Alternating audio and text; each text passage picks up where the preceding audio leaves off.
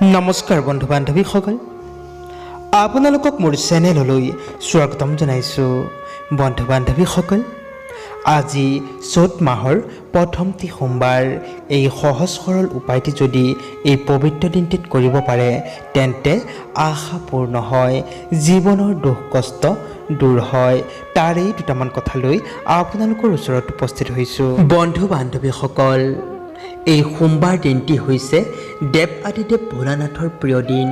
এই দিনটিত চন্দ্ৰগ্ৰহৰ দ্বাৰা কিছু উপায় কৰিলে অতিকৈ লাভকাৰী বুলি মনা হয় আৰু চন্দ্ৰগ্ৰহৰ সম্বন্ধ বগা বস্তুৰ লগত হয় আৰু ই আমাৰ শৰীৰ, মন আৰু জলক প্ৰতিনিধিত্ব কৰে।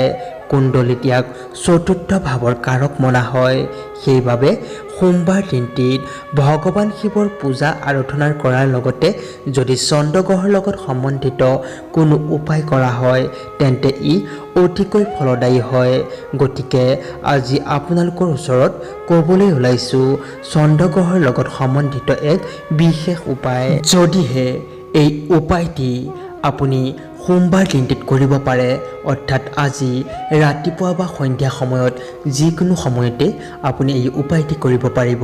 এই উপায়টি কৰাৰ দ্বাৰা আপোনাৰ সকলো দুখ কষ্ট দূৰ হোৱাৰ লগতে সকলো আশা আকাংক্ষা পূৰ্ণ হৈ উঠিব।